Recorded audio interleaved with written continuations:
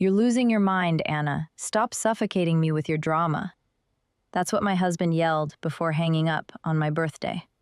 He said he was saving the company while he was actually in Sedona, coaching his young mistress using the very strategy I wrote for him last night. He thinks I'm the crazy wife who can't remember a calendar date. He's about to find out that I remember everything, including where he hid the company's offshore accounts. Let me tell you how it all began. The table was set for two in our dining room in the hills of Calabasas. I had spent the entire afternoon preparing. The ribeye steaks, prime cut the way Nathan likes them, were resting under foil. A bottle of 2012 Silver Oak Cabernet was already decanted, its rich, oaky aroma filling the air. I had chosen my favorite black silk slip dress, the one that made me feel like the woman he used to chase after, back when we had nothing but a shared laptop and a dream in a cramped studio apartment. Today was my 40th birthday, a milestone, a decade of my life given to this marriage, to his rise, to the empire we built together, though only his name sat on the brass plaque in the lobby.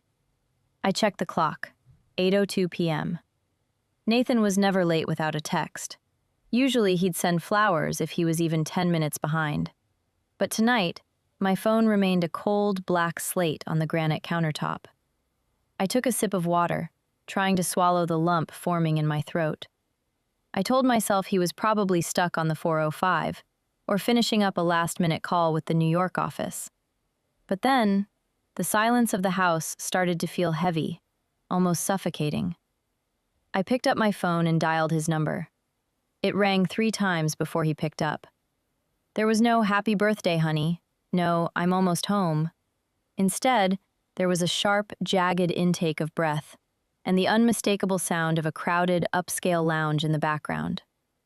"Anna, I told you I had the Chandler merger presentation tonight," he snapped, his voice a serrated blade of impatience. "We are in the middle of a $1 million bidding war.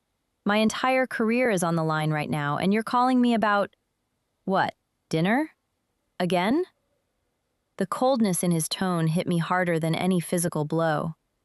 I looked at the flickering candles, the wax dripping like slow, white tears onto the linen tablecloth.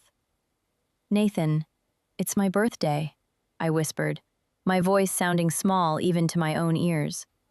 "We talked about this. You said you'd cleared the whole evening. I have the steaks ready. I even finished the quarterly strategy slides you asked for so we could celebrate properly."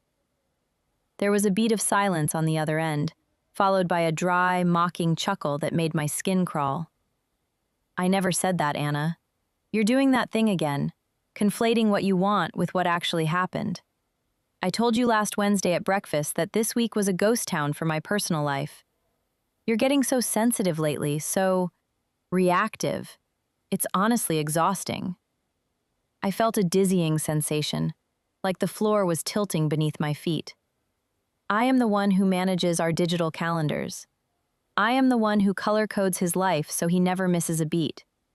I knew for a fact there was no last Wednesday breakfast conversation because he had been in San Francisco that morning. He was lying.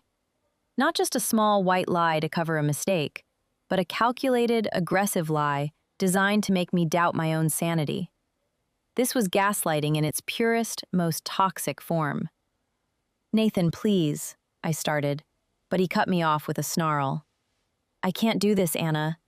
I'm doing the heavy lifting for this family while you sit in that house and invent reasons to be a victim. Stop suffocating me with your drama. We'll talk when I'm home, if you can manage to act like an adult by then." The line went dead. The dial tone hissed in my ear, a long, mocking sound that seemed to fill every corner of our 5-bedroom house. I stood there, clutching the phone until my knuckles turned white. The candles had burnt down an inch, their light dimming. He had just turned 40 years of my existence, 15 years of my sacrifice, and the very birthday he promised to cherish, into a symptom of my supposed mental decline. He wanted me to believe I was the problem. He wanted me to believe that the woman who had ghostwritten every single one of his genius speeches for the last decade was suddenly too forgetful to remember a date. I looked at the steaks, now cold and unappealing. I didn't cry. something inside me, the part of me that had spent 15 years being a master strategist, simply clicked into place. The crazy wife persona didn't fit me, but the silent assassin, that I could do. If you've ever felt invisible in your own home, please hit like and let me know in the comments. Where are you listening from today? I need to know I'm not the only one awake. The silence that followed the click of the hanging up phone wasn't just empty. It was heavy with the weight of 15 years. I looked down at my hands, the same hands that had typed every single word of the visionary leadership speech Nathan delivered at the Phoenix Tech Summit last year. The same hands that had scrubbed the floors of our first 500-square-foot apartment in Glendale while he was out networking. We were a team once, or at least that's what I let myself believe. We were two kids from modest backgrounds, chasing that shimmering, elusive American dream with nothing but my brain and his charisma. Back then, I didn't mind being the shadow. I was the one who stayed up until 3 a.m. refining his business proposals, translating his chaotic, half-baked ideas into the sharp, surgical strategies that eventually caught the eyes of the big firms. I was a management track rising star myself once. But when our daughter was born, and then our son, the math of our lives changed. Nathan's career was surging, and mine became the fuel that kept his engine running. I remember the day he got his first vice president title. We celebrated with a $10 bottle of sparkling wine and a pizza on the floor of a house we could barely afford. I had spent months clipping coupons, shopping at the discount bins at Costco, and DIYing every repair to ensure our credit score stayed pristine for that mortgage. I was proud of us. I was proud of him.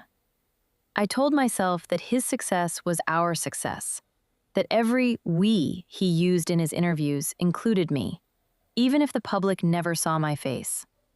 I gave up my seat at the boardroom table to make sure his chair was the most comfortable one in the room. I coached him on how to speak, how to dress, and how to negotiate.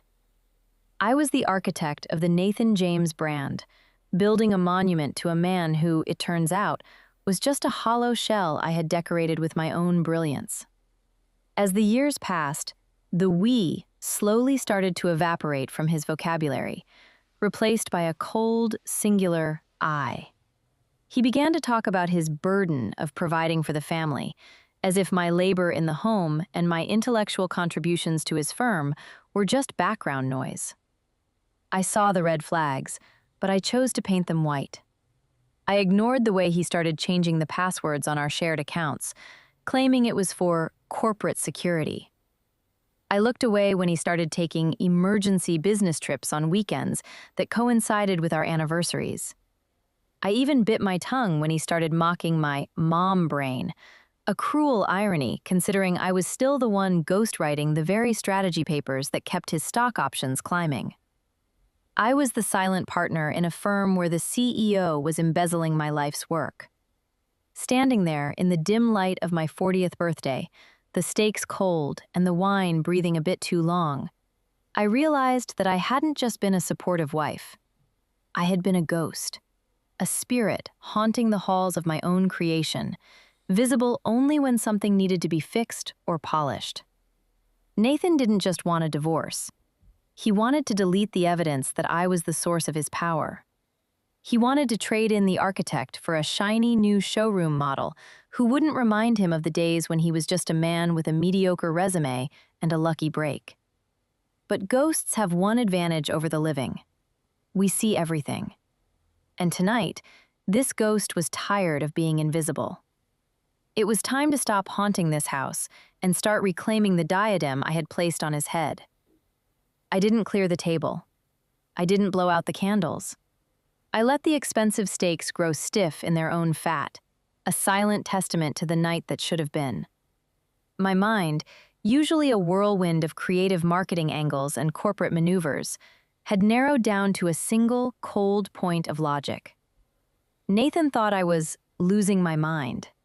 He wanted me to believe my memory was a sieve so he could pour his lies through it without resistance. But he forgot one thing. I am the one who built the system. I am the one who remembers the passwords, the renewal dates, and the fine print of our lives. I walked over to my laptop, my heels clicking like a metronome on the hardwood floor. I didn't go to our primary investment accounts or the high-limit Amex he used for his business dinners. He'd have those locked down tight. Instead, I went to the one account he deemed too domestic to bother with, our joint Visa tied to our Costco executive membership. For over a decade, that card had been the heartbeat of our household. It paid for the bulk crates of diapers when the kids were small, the organic kale for his detox smoothies, and the endless supplies for the backyard barbecues that helped him network his way to the top. To Nathan, this card was the mommy card. It was beneath his notice. My fingers didn't tremble as I logged in. I navigated to the recent activity tab, the blue light of the screen reflecting in my eyes. At first, it was the usual rhythm of a suburban life. $240 at the gas station, $18.99 for a streaming service, $412 at the grocery store. But then I saw it. A transaction from 4 hours ago. Azure Resort and Spa, Sedona, AZ. $1,452. Sedona. Not a boardroom in downtown LA. Not a high-stakes negotiation in a glass tower. Sedona. The place where the red rocks glow at sunset and the wealthy go to find themselves in five-star luxury. He had told me he was in a $1 million bidding war. Well, he wasn't lying about the $1 million part. He just forgot to mention that the only thing up for auction was his integrity. The $1,452 wasn't just a room. It was the couple's wellness package. I knew because I had looked at that exact resort for our anniversary last year, only for Nathan to tell me we couldn't justify the expense while the company was expanding. A bitter laugh escaped my throat, echoing in the empty kitchen. He was using the Costco card. The card that earns 2% cash back on every purchase. Nathan James, the brilliant CEO, was so arrogant, so convinced of my incompetence, that he was earning rewards points on his own infidelity. He probably thought I wouldn't check the statement for another 3 weeks. He probably thought if I did see it, he could just tell me I was misreading the merchant name or that it was a clerical error from the bank. After all, isn't that what crazy wives do? They see things that aren't there. But I saw everything. I saw the departure time of his meeting matching the check-in time in Sedona. I saw the $200 charge at the resort's jewelry boutique 10 minutes later. Nathan never buys me jewelry from boutiques. He says they're overpriced traps for tourists. Apparently, those rules didn't apply when he was with someone who hadn't spent 15 years helping him find his misplaced car keys. I didn't close the laptop. I sat there, staring at the glowing numbers, feeling the last shred of my good wife persona wither away. In its place grew something sharp, something metallic. Nathan wanted a strategy? Fine. He was currently in Sedona, likely sipping a vintage Merlot and laughing at how easily he'd handled his sensitive wife. He thought he was playing a game of checkers against a distracted opponent. He had no idea he was sitting across the table from a grandmaster who had already mapped out his checkmate. I grabbed my car keys and my trench coat. Sedona was a 7-hour drive from Calabasas.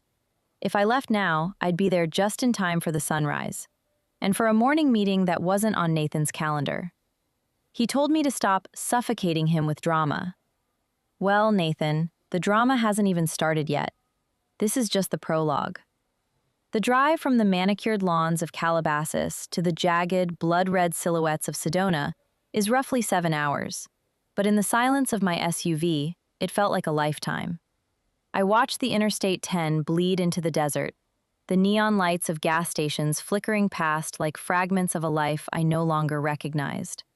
My hands were steady on the wheel, a stark contrast to the storm in my chest. I didn't play music. I didn't call a friend. I listened to the hum of the tires against the asphalt, a rhythmic, hypnotic sound that sharpened my focus. Every mile markers brought me closer to the truth. and every hour of darkness stripped away another layer of the woman who had spent 15 years making excuses for a man who didn't deserve her shadow. I pulled into the valet circle of the Resort Azure Sedona just as the sun began to bleed over the horizon, painting the sandstone cliffs in shades of violent orange and bruised purple. The air was crisp, carrying the scent of piñon pine and expensive sage-infused spa treatments. I looked at my reflection in the rearview mirror. My eyes were tired, but my gaze was terrifyingly clear. I smoothed my trench coat and walked into the lobby with the practiced poise of a woman who belonged there.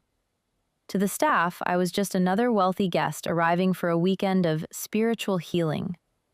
They had no idea I was there for an exorcism. I didn't have to look hard to find them. The resort's breakfast terrace was an architectural marvel, cantilevered over a canyon with a panoramic view of the red rocks. And there, in a secluded corner shielded by a cluster of manzanita trees, was Nathan. He looked relaxed, younger somehow, dressed in a crisp linen shirt I had bought for him last Father's Day. Across from him sat Sienna. I recognized her from the firm's holiday party. 24, all glowing skin and wide, hungry eyes. She was leaning in, her hand resting on his forearm, laughing at something he had said. The sight of them together was a dull ache, a predictable sting I had prepared for during the long drive. But then, I saw what was sitting on the table between them, and the ache turned into a searing, white-hot fury. It was my black leather portfolio, the one with my hand-annotated drafts of the Global Expansion Initiative. Nathan wasn't just holding Sienna's hand. He was pointing to my charts, my projections, the very bidding war strategy I had agonized over while he was supposedly at the office. I watched through the glass partition as he spoke with animated gestures, his lips moving with the confidence of a creator. He was teaching her. He was handing over my intellectual property, my blood, my sweat, and my 30,000 hours of expertise, as if it were a cheap gift he'd picked up at the airport. He wasn't just replacing me in his bed. He was onboarding her into my professional legacy. He was giving her the keys to the kingdom I had built, coaching her on how to present my ideas as her own, so he could keep his genius reputation intact while having a younger, more compliant muse by his side. The betrayal was total. It wasn't just a lapse in fidelity. It was a corporate hit job on my soul. Nathan had spent years telling me I was lucky he provided for me, all while he was strip mining my brain to fuel his ascent. Now, he was transferring the deed of my mind to a girl who probably couldn't tell a SWOT analysis from a grocery list without my notes. I stood there, invisible behind the tinted glass, watching the man I loved act as a mentor to the woman who was dismantling my life. He looked so smug, so certain that I was at home, weeping into a cold steak and questioning my own sanity. He thought he had successfully gaslit the light right out of me. He had no idea that he had just handed me the match I needed to burn his entire world to the ground. I turned away before they could look up. I didn't need a scene. I didn't need to throw water in his face or scream in the middle of a 5-star resort. That would be drama, and Nathan had already warned me he was tired of that. I walked back to the parking lot, my mind already cataloging every file, every time-stamped email, and every hidden folder on our home server. He wanted to give Sienna my strategy? Fine. I would let him. I would let him walk right into the biggest presentation of his life, thinking he held all the cards, unaware that I had already rewritten the rules of the game. He called me a ghost. Well, he was about to learn that the most dangerous thing about a ghost isn't that they haunt you. It's that they can walk through your walls and take everything you thought was safe. The drive back to Calabasas was different. If the journey to Sedona was fueled by a flickering hope that I was wrong, the return trip was powered by the cold, high-octane fuel of certainty. My heart wasn't racing anymore. It had settled into a steady, surgical rhythm. I wasn't just a wife driving home to an empty house. I was a chief operating officer, returning to a company that was about to undergo a very hostile takeover. Nathan had spent years telling me that I was just the support system, the silent partner who helped him polish his rough edges. He had forgotten that a support system is also the foundation, and if you pull the foundation out, the whole skyscraper comes screaming down. I walked into our dark kitchen at 2 p.m., the air still smelling faintly of the cold steaks I had left on the table. I didn't clean them up this time. I left them there as a monument to his betrayal. I went straight to the home office, the inner sanctum, where Nathan supposedly did all his heavy lifting. He always kept the door locked, telling me he needed absolute privacy for high-level security matters. He changed the passcode 3 months ago, thinking he was being clever. But Nathan is a creature of habit. He uses the same logic for everything. I sat on the floor, closed my eyes, and remembered the rhythm of his fingers the last time I'd watched him enter the code from the hallway. Click, click, click, click. 0615. Our daughter's birthday. The ultimate irony, using the birth of the child I raised mostly alone as a shield for his lies. The door yielded with a soft chime. I didn't turn on the overhead lights. The pale gray light of the California afternoon was enough. I sat at his mahogany desk and pulled out a clean, encrypted external hard drive I had hidden in a box of old tax returns months ago. A just-in-case measure that my gut had insisted on. For the next 4 hours, I became a ghost in the machine. I didn't just look for cheating emails. Those were amateur. I went for the jugular, the metadata. I began downloading every single strategy deck, every white paper, and every financial projection Nathan had claimed as his own over the last 5 years. I captured the version histories, the digital fingerprints that proved every genius idea had originated on my user profile at 2 a.m. while he was asleep. I found the emails where I had sent him suggestions that he had copy-pasted into his final reports word for word. I documented the timestamps of my work versus the timestamps of his breakthrough meetings. This wasn't just a divorce file. It was a copyright infringement suit wrapped in a breach of fiduciary duty. Then, I went deeper. I accessed our joint brokerage accounts and traced the corporate expenses he had been charging to the firm. Nathan had been sloppy. He had been using company funds to pay for the Sedona trips, the jewelry for Sienna, and even a secret lease on a condo in Brentwood. To the IRS and his board of directors, this wasn't just drama, it was embezzlement. I watched the green progress bar on my screen as 10 gigabytes of his hubris were sucked into my hard drive. Every file was a nail in the coffin of his career. Once the digital ghost work was done, I made one phone call. Not to a friend, and certainly not to my mother. I called Sarah Jenkins, a name whispered in the high-stakes circles of Los Angeles as the Velvet Shark. She didn't handle messy, emotional divorces. She handled the systematic dismantling of powerful men who thought they were above the law. "Sarah," I said, my voice as flat as the desert road I had just traveled. "My name is Anna Evans. My husband is Nathan James, CEO of James Media Group. He thinks I'm a housewife who can't remember what she had for breakfast. I have 10 years of intellectual property theft, 3 years of corporate embezzlement, and a video from 4 hours ago showing him handing my proprietary trade secrets to a competitor's future employee." There was a brief silence on the other end of the line, then the sound of a pen clicking. "What do you want, Anna?" Sarah asked, her voice sharp and professional. I looked at my reflection in the dark computer screen. I didn't look like the woman in the black silk dress anymore. I looked like a woman who had finally stepped out of the shadows. "I don't want a settlement, Sarah," I replied. "I want the company. I want the house. And I want him to watch from the sidewalk while I take the seat at the head of the table that I've been sitting in for 15 years. I want justice, and I want it to be served cold." "Understood," Sarah said. "Don't say a word to him. Not a single accusation. Act like the woman he thinks you are. Can you play the part of the confused wife for 48 more hours?"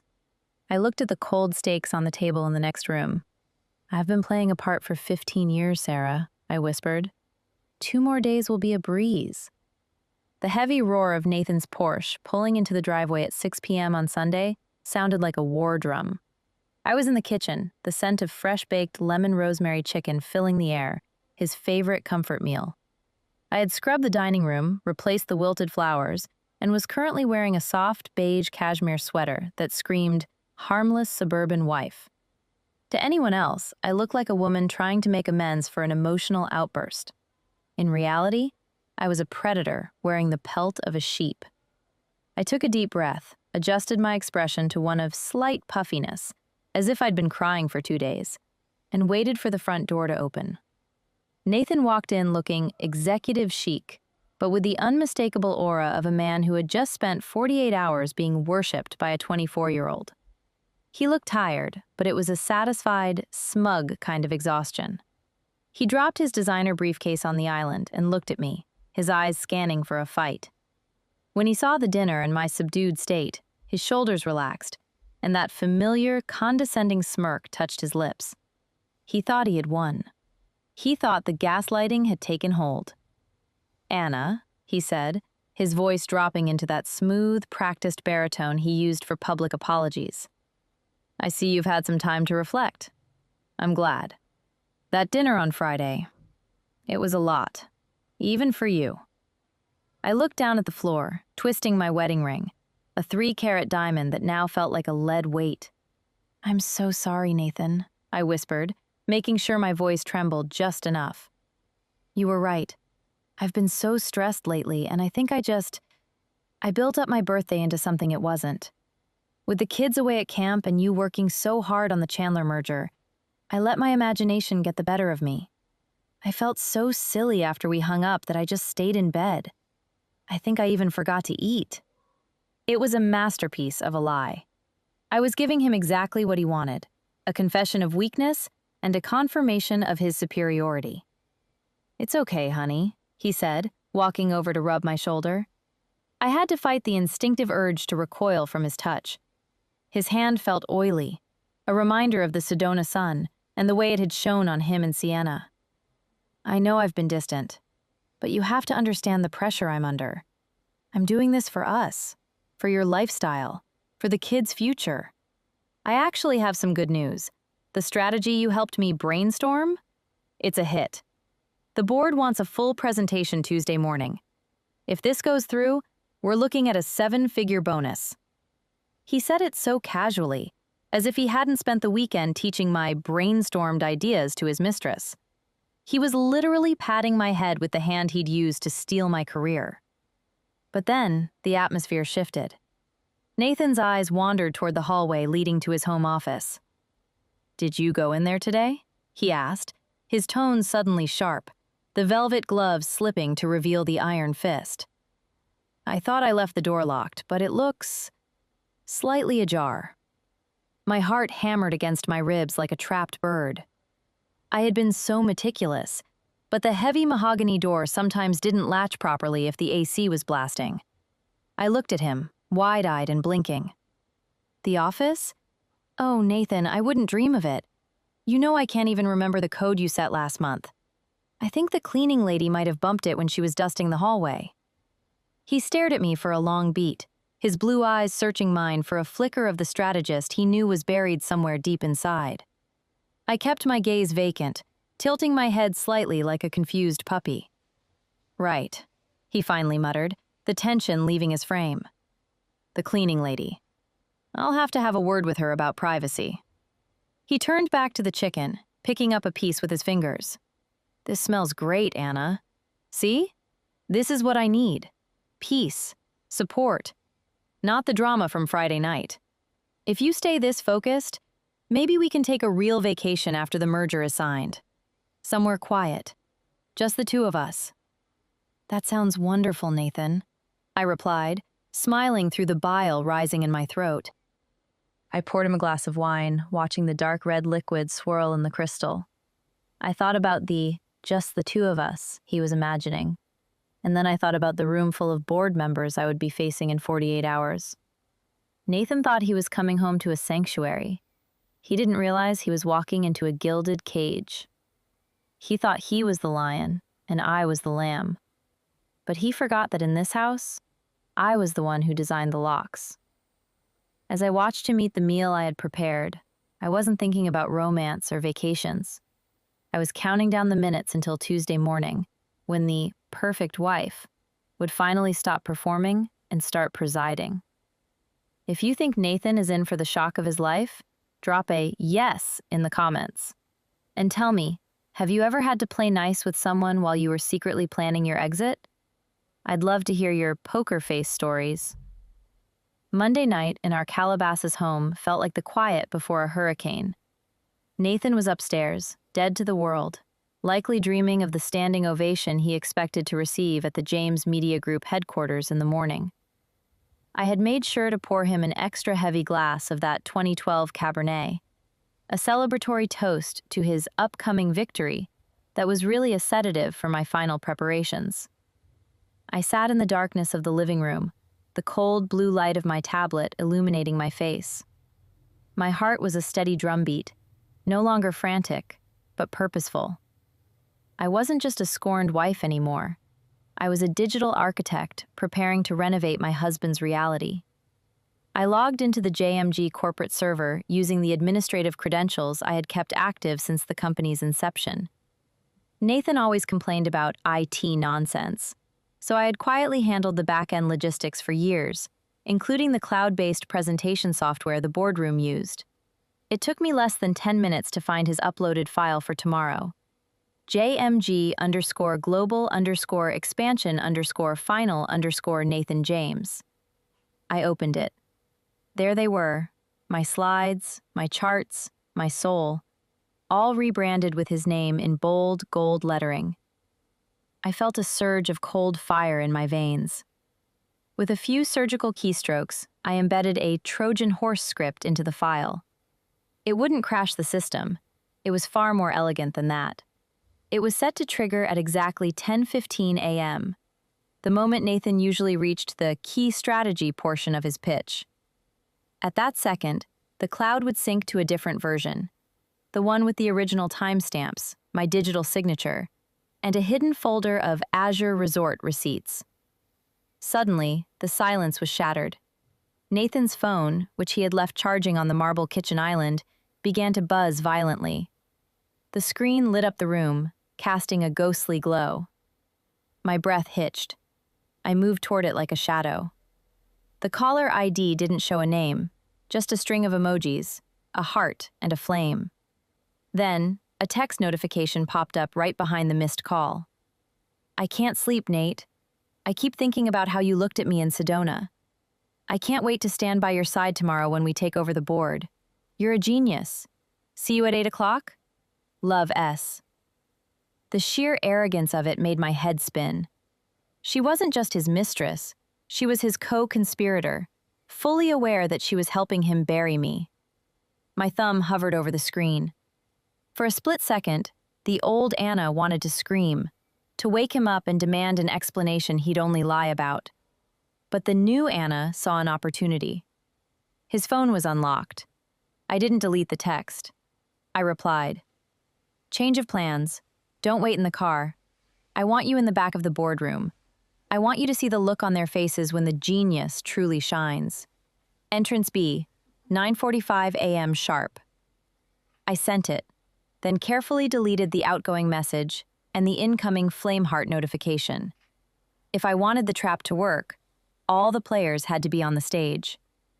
I spent the rest of the night in the guest room, staring at the ceiling as the California stars faded into a gray, hazy dawn. I didn't sleep. I didn't need to. The adrenaline was a clean, sharp high. At 6 a.m., I heard Nathan stirring. He was whistling, a jaunty, self-assured tune. He poked his head into the guest room, looking polished in his $4,000 charcoal suit. "Still feeling under the weather, honey?" he asked, his voice dripping with that manufactured pity I had come to loathe.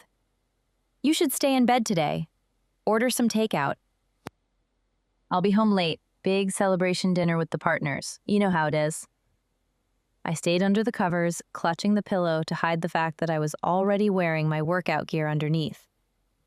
"Good luck, Nathan," I murmured into the fabric. "I hope you get exactly what you deserve today." He blew a kiss toward the bed, a hollow, effortless gesture, and walked out. I heard the Porsche roar to life, the gravel crunching under his tires as he sped away toward his supposed destiny. I waited exactly 5 minutes before I threw off the blankets. I didn't reach for my beige cashmere. I went to the back of the closet and pulled out a garment bag I hadn't opened in 3 years. Inside was a structured, navy blue Alexander McQueen power suit, the one I wore the day we signed our first multi-million-dollar contract, back when I still believed we were a team. I put it on, the fabric feeling like armor. I did my makeup with surgical precision, a bold red lip and eyes that looked like they hadn't shed a tear in a century. Nathan thinks I'm at home crying, but I'm standing right outside his boardroom. He thinks he's about to sign a merger. He's actually about to sign his professional death warrant.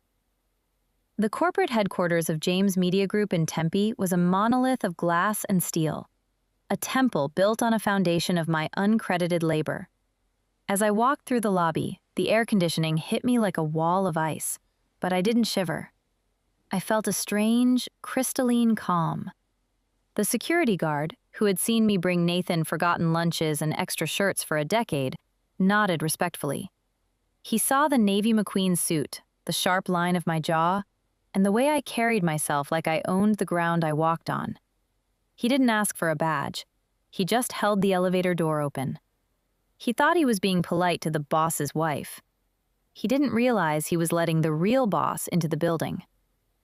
I reached the executive floor just as the clock struck 10:10 a.m. Through the frosted glass walls of the main boardroom, I could see the silhouettes of the 12 board members, the men who held the keys to the kingdom. And there was Nathan, standing at the head of the long mahogany table, his silhouette radiating an insufferable, predatory confidence. I could hear the muffled vibration of his voice through the glass. He was using that specific metaphor about navigating digital currents that I had come up with while I was scrubbing the pasta sauce off the stove last Tuesday. It was sickening.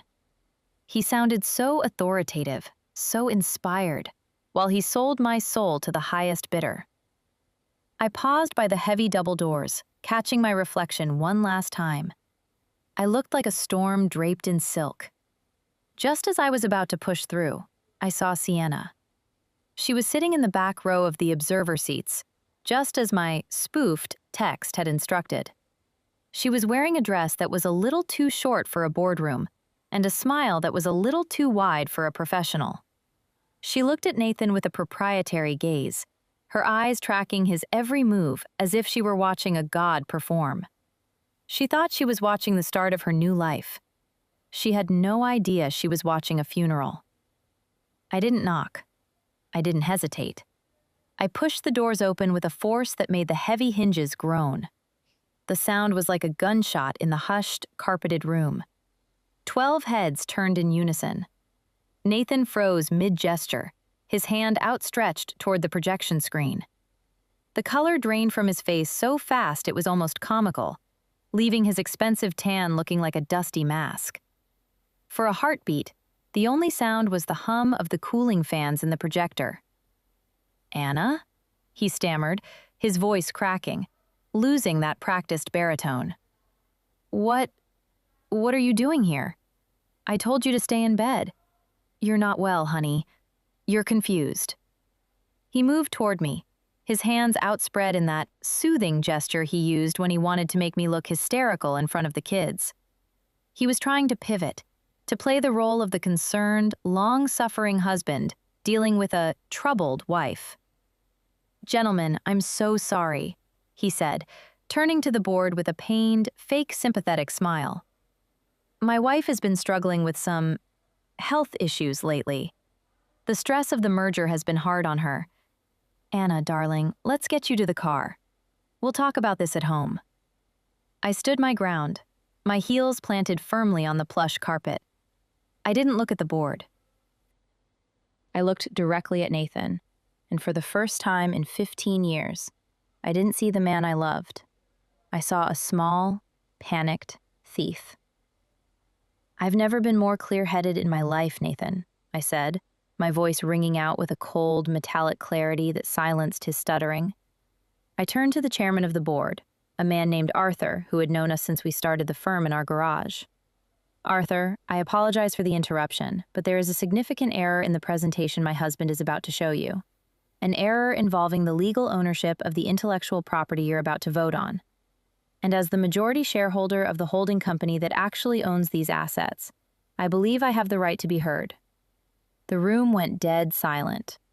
I saw Sienna stand up in the back, her face turning a blotchy red as she realized she wasn't part of the script anymore.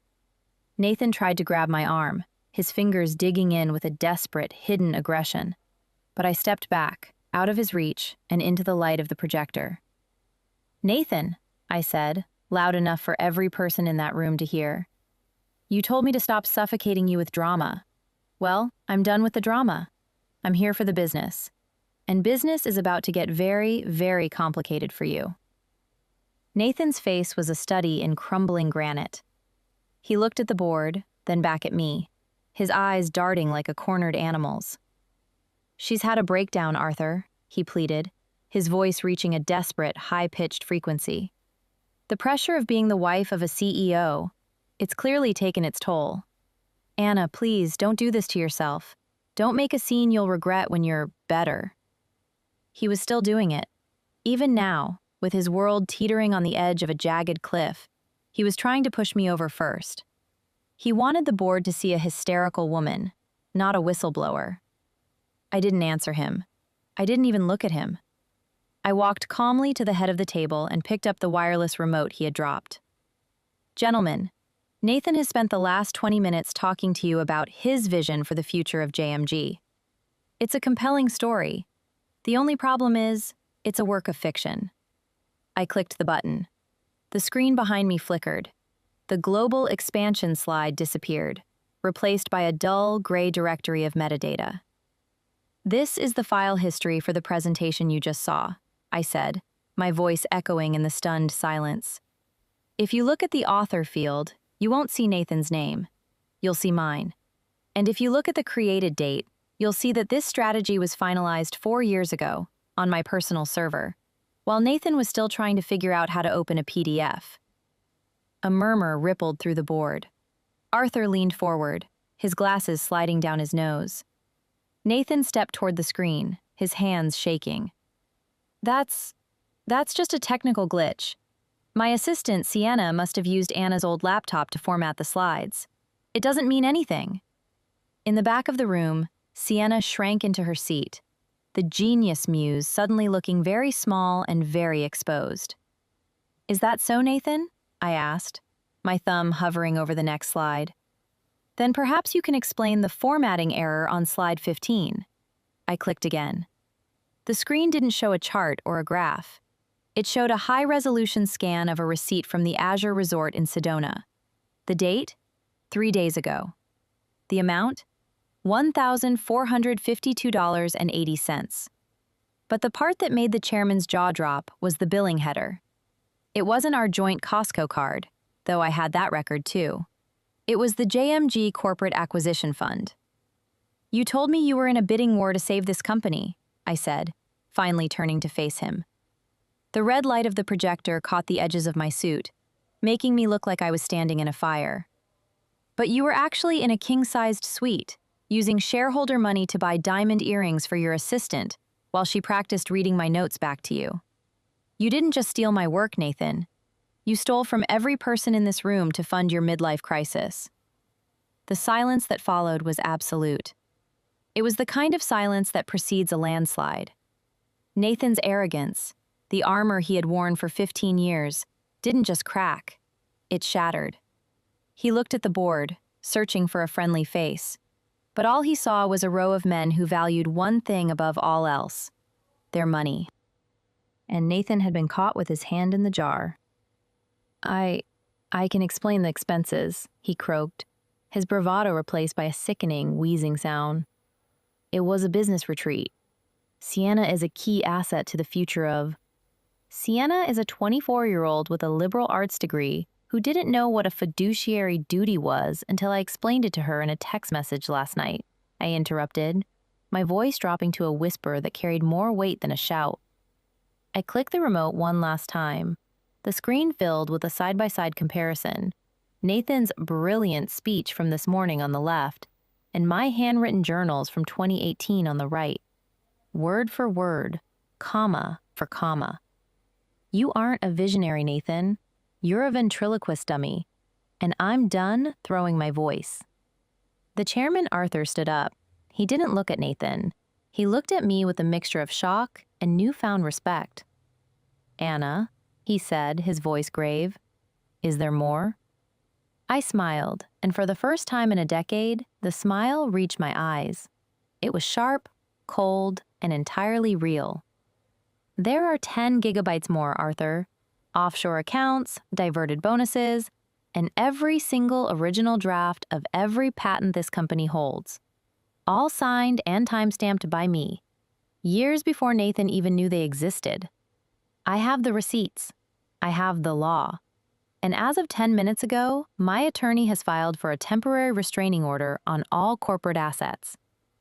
I looked at Nathan, who was now clutching the edge of the mahogany table as if it were a life raft in a hurricane. You said I was losing my mind, Nathan, but it looks like you're the one who lost everything. The air in the boardroom felt thin, as if the exposure of Nathan's lies had sucked all the oxygen out of the room. Nathan stood paralyzed at the head of the table, his fingers digging so hard into the mahogany that his knuckles were ghostly white. He looked around the room, his eyes wide and pleading, searching for a single ally. But the men he had called brothers and partners were now looking at him as if he were a smudge in their expensive suits. Arthur, the chairman, stood up slowly, his face etched with a disgust that went beyond business. Nathan, Arthur said, his voice dropping into a low, dangerous register. I think it would be best if you gathered your things.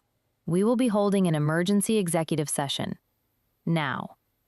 Nathan's panic finally broke the surface. He turned to me, his face contorting into a mask of desperate, hollow affection. Anna, please, he croaked, stepping toward me with his hands trembling. We can fix this. Think of our family. Think of the kids. You're upset, and I understand why. But don't destroy everything we've built over a misunderstanding. I love you, Anna. Everything I did to make sure you and the children never had to worry again.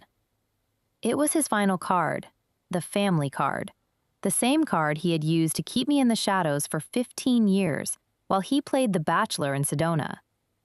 I looked at him, and for the first time in my life, I felt absolutely nothing. No anger, no sadness, not even a flicker of the old love. He was just a stranger in a nice suit, a failed investment I was finally writing off. Don't you dare bring our children into this, Nathan, I said, my voice as cold and sharp as a shard of winter ice. You weren't thinking of them when you were charging resort suites to the company. You weren't thinking of them when you tried to convince their mother she was losing her mind. You weren't building a legacy for them. You were building a monument to your own ego. And today, the monument falls. Behind him, Sienna finally found the courage to speak, her voice trembling with a mixture of fear and remaining arrogance.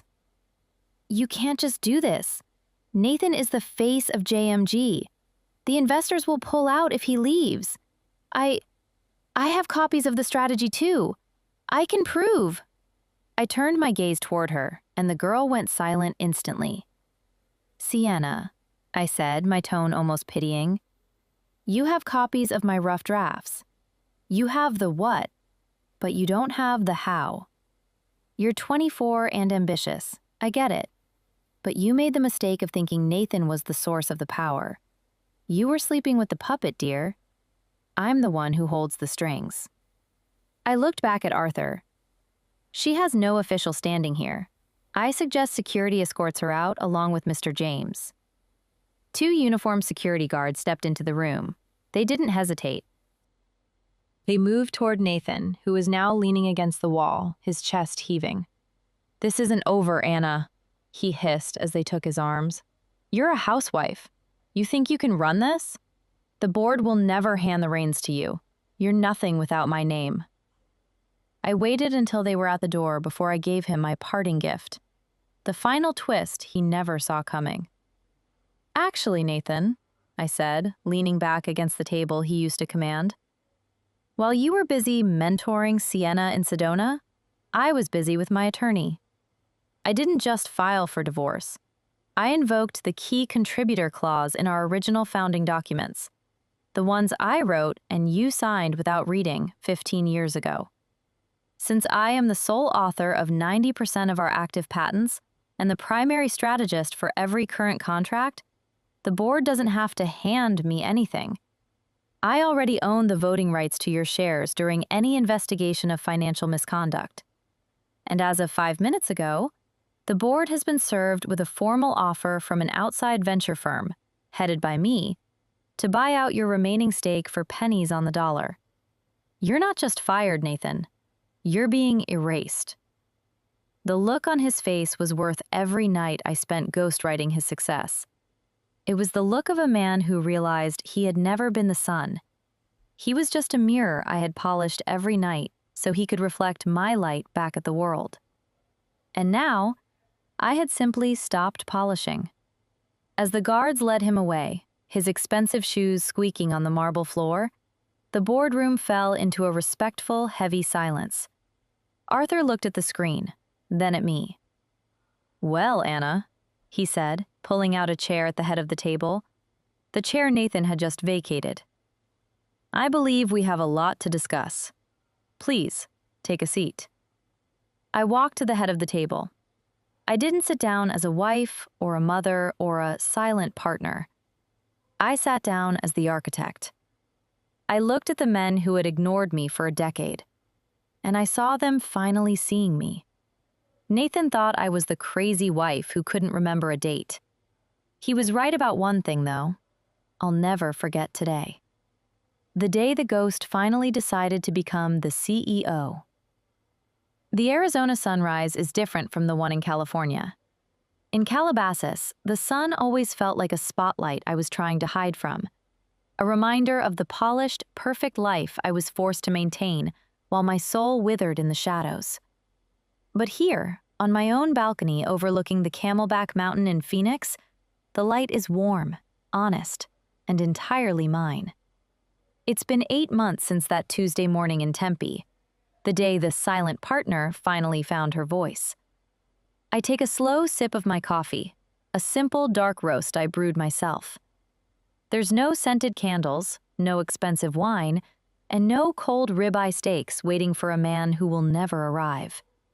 Just the quiet hum of the desert waking up, and the profound, heavy peace of a woman who no longer has to pretend. The legal battle was as surgical as the presentation that started it. Nathan tried to fight, of course. He hired the most expensive pit bull lawyers in the valley, attempting to claim that my contributions were merely the duties of a supportive spouse. But Sarah Jenkins, my velvet shark, tore through his defense like tissue paper. The metadata didn't lie. The version histories didn't lie. And the corporate board, once they realized Nathan had been treating the company treasury like a personal ATM for his Sedona getaways, turned on him with a ferocity that was almost poetic. Nathan was forced to sell his remaining shares to cover the restitution for his embezzlement and the legal fees of a divorce that cost him half of everything he thought he owned. Last I heard, he was living in a rented 2-bedroom apartment in Encino, trying to launch a consulting firm that no one will hire. Without my brain to power his brand, he's just a man with a nice suit and nothing to say. Sienna?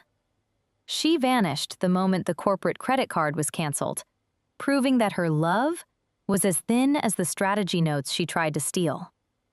As for me, my new firm, Evans Strategic Consulting, doesn't have a flashy lobby or a mahogany boardroom yet. I don't need one. My clients don't come to me for a brand or a face. They come for the results that only 15 years of hidden genius can produce. I am no longer a ghost haunting someone else's success. I am the architect of my own. My children are proud of me, seeing a mother who didn't just survive a betrayal, but dismantled it with grace and intellect. They see a woman who stood up for the value of her own labor, and that is the most important legacy I could ever leave them. I've realized that the American dream isn't about the size of your house or the title on your business card. It's about the sovereignty of your own mind. It's about being able to look in the mirror and know that your success was built with integrity, hard work, and the courage to stop being invisible. I set my coffee cup down and lean against the railing, feeling the sun on my face. For a long time, I thought that by making myself small, I was protecting my family and my marriage. I thought that my silence was a form of strength. I was wrong. My silence was a cage I built for myself, and Nathan was just the one who held the key. But the moment I stopped disappearing, the bars vanished. I am 40 years old, and for the first time in my life, I feel like I'm finally standing in the light. I stopped being a ghost so I could finally start living. If my journey inspired you today, please give this video a thumbs up. And I want to hear from you. Have you ever had to reclaim your power from someone who tried to dim your light? Share your story in the comments below. Let's support each other. Thank you for listening.